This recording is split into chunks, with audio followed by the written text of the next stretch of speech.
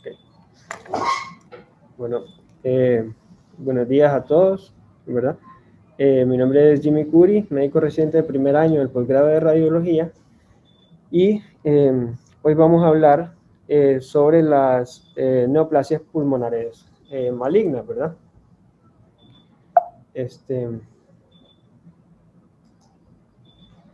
Como objetivos para esta clase, brevemente vamos a hablar sobre los tipos histológicos del carcinoma broncogénico, entre los cuales está el cáncer pulmonar de células pequeñas y no pequeñas. Los sitios a los que más frecuentemente causan metástasis estos mismos, el cáncer pulmonar que más frecuentemente causa cavitaciones, el carcinoma broncogénico de distribuciones centrales. Describir brevemente los cambios de los pulmonares post-radiación y de los tumores de Pancoast, linfomas intratorácicos y el sarcoma de Kaposi. Vamos a comenzar, como siempre, recordando un poco de la anatomía, ¿verdad? Que, pues, como ya la conocemos, los pulmones reciben su ventilación, ¿verdad? A través de los bronquios principales, que luego se dividen en los bronquios lobares, y luego en los bronquiolos terminales, que son los que contienen los alvéolos, y que es donde ocurre el intercambio gaseoso, ¿verdad? Importante también conocer los grupos ganglionares, ¿verdad? Mediastínicos, en los cuales tenemos el tronco broncomediastínico, los grupos traqueobronquiales superiores e inferiores, los grupos broncopulmonares, los intrapulmonares, brachiocefálicos, paratraqueales, del conducto torácico, ¿verdad? Entonces, importante reconocer los factores de riesgo, ¿verdad? El principal de esto va a ser el tabaquismo y la exposición también puede ser la exposición al gas radón, la exposición al asbesto, arsénico, cloruro de vinilo, cromatos de níquel. Generalmente estas sustancias son sustancias que se utilizan en fábrica, ¿verdad? Y es también importante decir que para los fumadores, ya sea activos o pasivos, ¿verdad?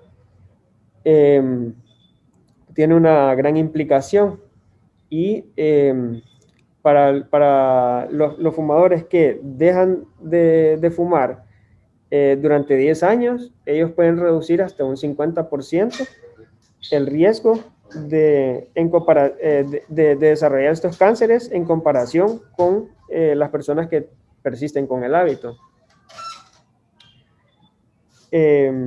Tenemos distintos tipos histológicos del carcinoma broncogénico, ¿verdad? Como les mencioné, el carcinoma pulmonar de células pequeñas o microcítico también se le conoce, el carcinoma pulmonar de células no pequeñas, que también se le conoce como no microcítico, el cáncer de células de los no microcíticos, que comprenden el cáncer de células escamosas o epidermoides, el adenocarcinoma, y los no indiferenciados, perdón, que en este comprende al carcinoma de células grandes.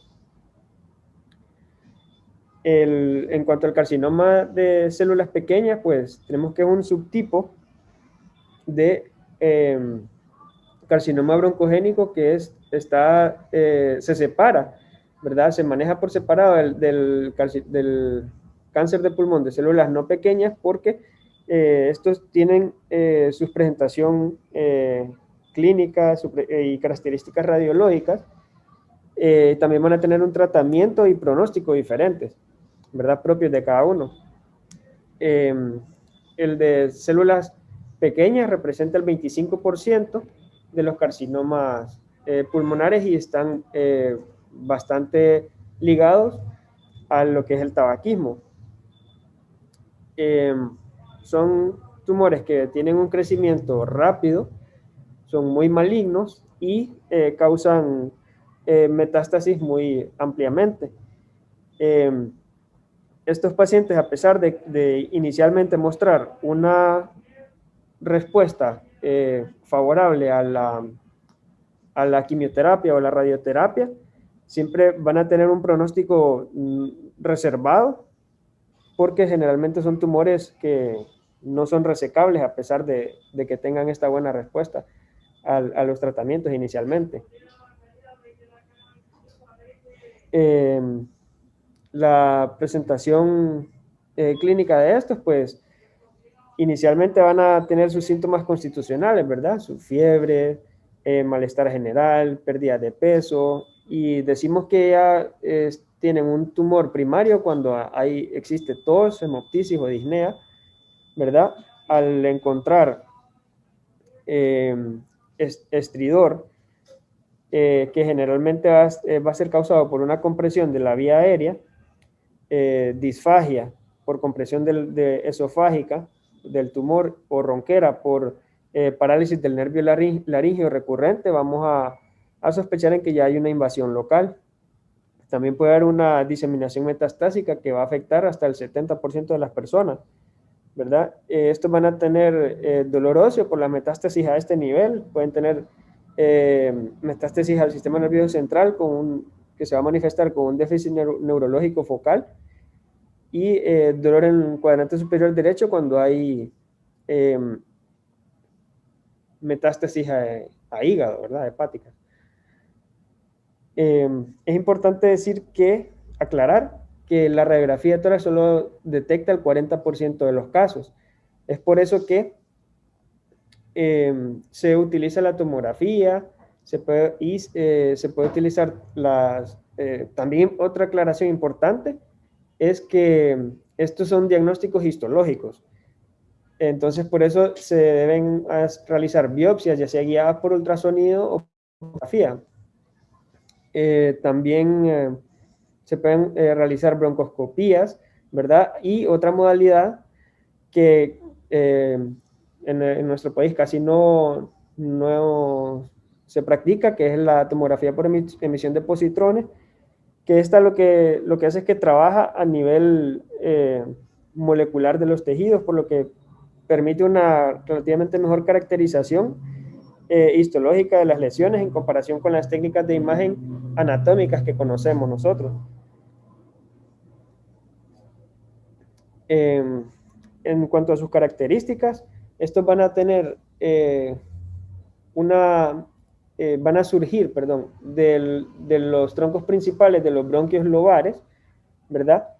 Y van a tener aproximadamente el 90-95% una distribución central, por lo que los vamos a observar como masas iliares o periliares. Y al momento de la aparición, generalmente ya van a haber compromisos de los ganglios linfáticos mediastínicos. Aquí vemos una imagen, ¿verdad? En la que las apariencias radiográficas no son muy específicas, pero puede verse, como les mencionaba, masas iliares,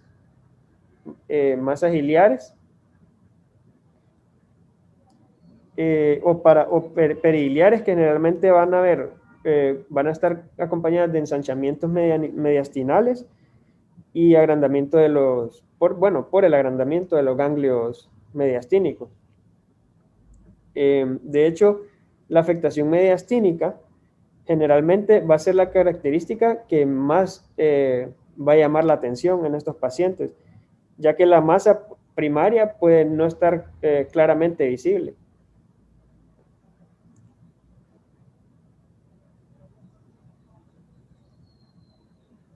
Aquí vemos una imagen, ¿verdad? Típica, con el signo de la S de Golden, que es causado por el colapso del lóbulo superior derecho. Que lo que sucede es que colapsa alrededor de la masa del carcinoma bronquial de distribución central, y ocluye el bronquio, y por eso se da una atelectasia del lóbulo superior. En cuanto al carcinoma de cáncer de células escamosas o epidermoides, este es el que más frecuente va a causar cavitaciones. Representa el 30% de los casos de carcinoma pulmonar y tiene una relación fuerte con el tabaquismo, ¿verdad? Como les había mencionado, que es uno de los principales factores de riesgo para todos estos cánceres.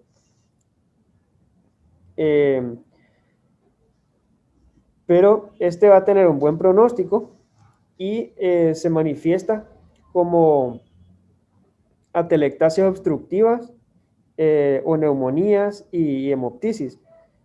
Cuando su localización es periférica, estos generalmente no tienen síntomas, pero cuando su localización es periférica pueden crecer tanto que hasta cuando ya empiezan a desarrollar síntomas, el paciente o se empiezan a detectar estas patologías. Van a tener un patrón de crecimiento lento, metastatiza tardíamente y generalmente es de localización central.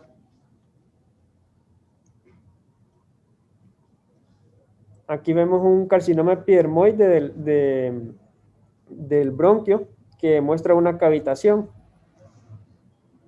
La pared de la cavidad vemos que tiene un grosor variable y que muestra un nódulo mural, ¿verdad?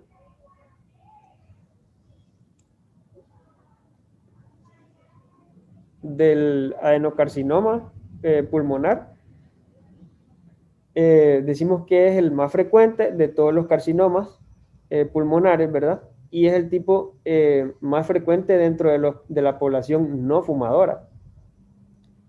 Casi siempre se presenta como un nódulo periférico, ¿verdad? Y siempre, es frecuentemente que es encontrado en radiografías de rutina, ¿verdad? Son hallazgos incidentales y puede hacer metástasis a distancia, particularmente, como vamos a ver, al cerebro y glándulas suprarrenales. Aquí vemos una imagen de una radiografía de tórax en la que hay un adenocarcinoma en el lóbulo derecho y podemos ver una atenuación que se pueden clasificar como en vidrio esmerilado, en atenuaciones sólidas o subsólidas, que pueden ser redondeadas o irregulares.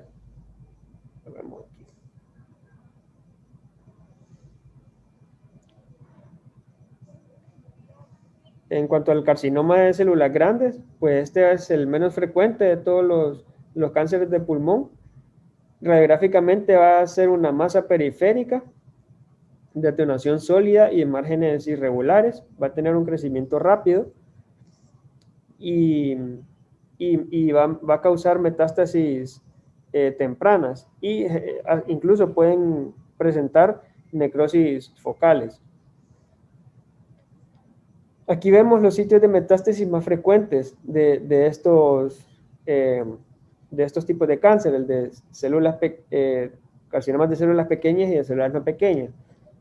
Los sitios más frecuentes de estos de metástasis van a ser los ganglios linfáticos biliares y mediastínicos, el hueso, glándulas suprarrenales, como les había mencionado, el hígado y el cerebro. Para hablar un poco del tumor de Pancoast, decimos que tiene características radiográficas, lo vamos a observar como una masa o una opacidad apical que va a medir más de 5 milímetros, va a ser asimétrico y va a causar destrucción ósea adyacente. Tiene factores de mal pronóstico, como la resección incompleta, el compromiso vertebral o de los vasos subclavios y el compromiso de los ganglios mediastínicos.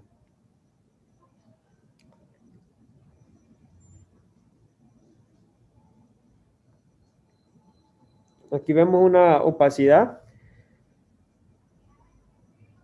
en el lóbulo superior derecho de los tejidos blandos, ¿verdad? En el vértice del pulmón, que va a medir más de 5 milímetros, es asimétrica y puede ser evidente la afectación de las costillas o la extensión hacia las fosas supraclaviculares.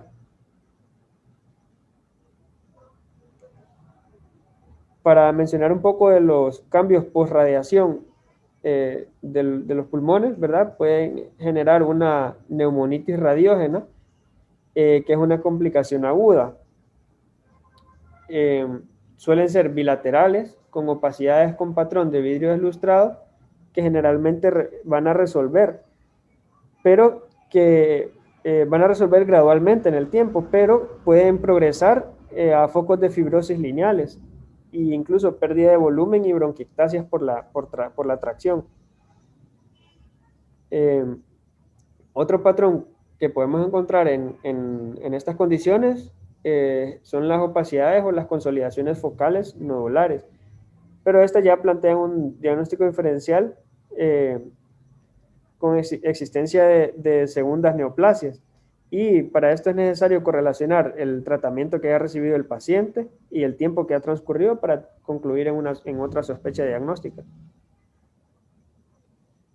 Aquí podemos ver unas imágenes de un paciente con neumonía secundaria a la radioterapia, en la que en la imagen de la izquierda eh, podemos ver que en el lóbulo inferior derecho hay focos de condensación y tenues opacidades en el lóbulo superior izquierdo. Estos pueden resolver alrededor gradualmente, ¿verdad? Al paso de los meses y, por ejemplo, aquí tenemos la radiografía control del mismo paciente que resolvió a la terapia con esteroides.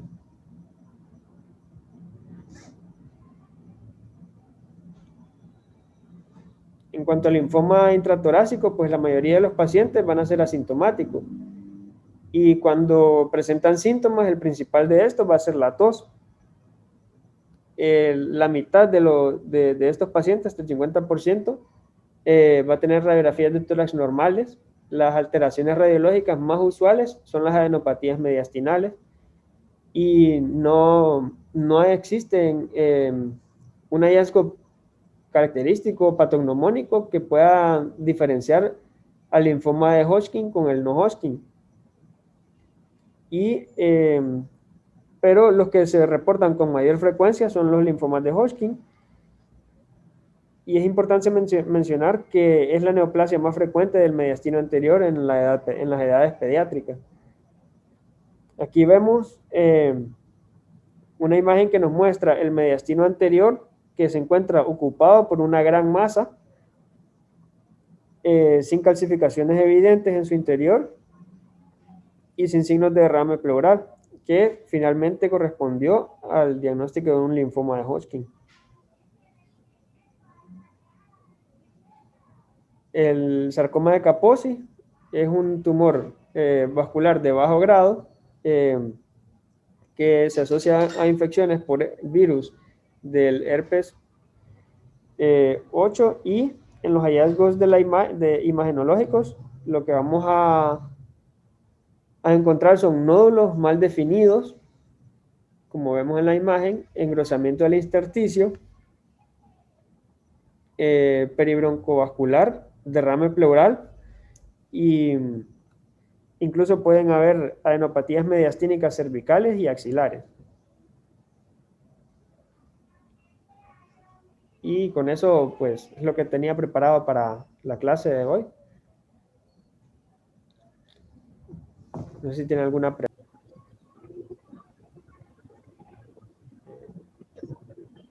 Hola, buenos días. Solo recordarles que siempre que se evalúa un hallazgo de tórax, bueno, principalmente hincapié para los R1, ¿verdad? Que siempre que les pidan que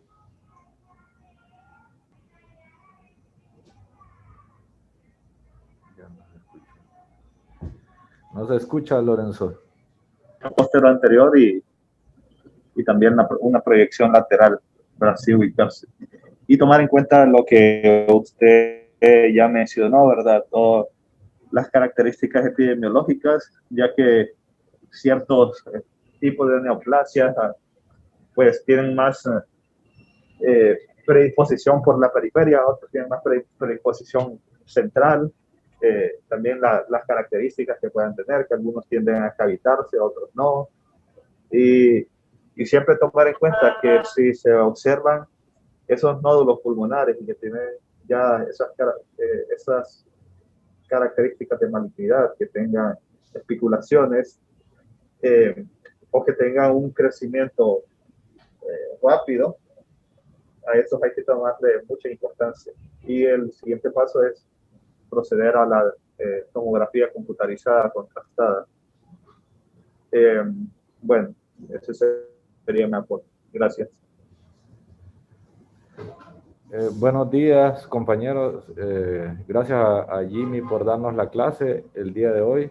Este es un tema muy interesante y lo que quiero mencionar al respecto es que, como él lo mencionó, la clasificación histológica pues compete al patólogo. Sin embargo, nosotros, como desde el punto de vista radiológico, podemos dar una orientación para determinar cuál es la probabilidad de que pertenezca a cierta estirpe histológica el hallazgo que nos estamos enfrentando, porque de acuerdo a esto puede ser el comportamiento, el tiempo en el que este tumor da metástasis y los lugares de metástasis también, que son importantes. En cuanto al cáncer de pulmón de células no pequeñas o no microcítico, pues es el que básicamente nos va a dar hallazgos radiológicos más evidentes, en el que, como Jimmy lo mencionó, el que predomina en la región central periliar será el escamoso, en el que predomina en la periferia es el adenocarcinoma. Por eso el adenocarcinoma tiende a diagnosticarse cuando ya es una masa de gran tamaño, porque no da síntomas al inicio. Y igual en el caso del tumor de Pancoast, que es únicamente un tumor del pulmón que se ubica en el ápice, que puede pertenecer a cualquier estirpe histológica, lo más frecuente es que sea un adenocarcinoma por esta característica que tiene este tumor. Y recordar que el cáncer de pulmón hace metástasis a hueso, sistema nervioso central, glándulas suprarrenales, hígado, y la primera estación, pues obviamente los ganglios linfáticos mediastínicos. Siempre mencionar en los reportes de estos pacientes qué otros hallazgos agregados tenemos, si hay engrosamiento pleural, derrame pleural, atelectasia, son importantes. Y también es importante el papel del PET-CT, que en estos pacientes pues no lo hacemos de rutina. Sin embargo, en el caso del cáncer microcítico, por ejemplo, podemos detectar focos de actividad tumoral antes de que haya cambios en la morfología, ¿verdad? Mediante la utilización de radiofármacos que se utilizan en ese tipo de estudios. Y recordar que la radiografía de tórax es el estudio inicial de estos pacientes. Sin embargo, como lo mencionó el doctor Lorenzo, cuando la sospecha es alta, pues se pasa a la tomografía con medio de contraste, en el que se puede aplicar la clasificación del LUNRATS del Colegio Americano de Radiología, en cual básicamente, en resumen, la medida corte para decir si un nódulo va a biopsia o no, creo que ronda los 8 milímetros, si no me equivoco. Y si no, pues para el resto de medidas inferiores a esta, prosigue un seguimiento anual radiológico, así como en el caso de mama y los otros cánceres que nosotros conocemos. Es cuando hay neoplasia asociada a un proceso neumónico, que es ahí donde es difícil de poderlo diagnosticar, y por lo tanto debemos de tener una historia clínica con tiempo cronológico asociado a datos de infección. En muchas ocasiones se harán en los estudios tomográficos y se determinará que se dé manejo clínico y repetir o hacer un control tomográfico probablemente una semana después de cobertura del tratamiento para poder determinar si es un proceso tumoral o un proceso infeccioso. Pero para eso necesitamos un contexto clínico bien claro, revisar, aún como radiólogo, revisar todo el estudio del paciente, el estudio laboratorial del paciente, la historia clínica del paciente, para determinar si posteriormente nosotros haremos abordajes percutáneos para tomar muestras de ese tejido. Porque cuando se trata de tomar biopsias en pacientes con neumonías asociadas, en muchas ocasiones no encontraremos tejido ideal. Por lo tanto, debemos nosotros de dar pautas y direcciones a los médicos especialistas para saber el tiempo y el momento para tomar una biopsia. Y hay que considerar todo eso. Considerar el tiempo de evolución, la localización, el tamaño, la forma y la captación del material de contraste de la lesión pulmonar para tener una idea aproximada si es lesión benigna o maligna.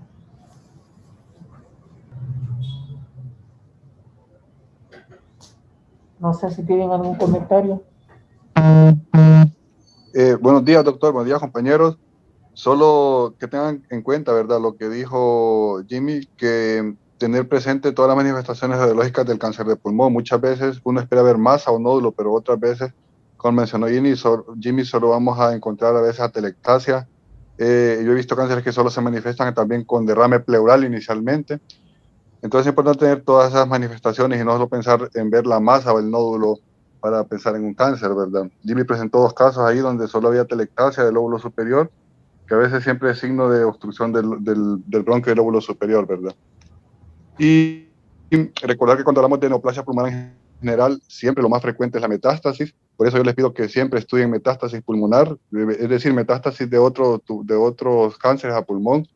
No siempre son múltiples nódulos las metástasis pulmonares. La metástasis también puede ser nódulo pulmonar solitario, pueden ser calcificadas, pueden ser quísticas, pueden ser cavitadas. Entonces es un tema que también deben de estudiarlo cuando estudien cáncer de pulmón, lo que son las metástasis pulmonares.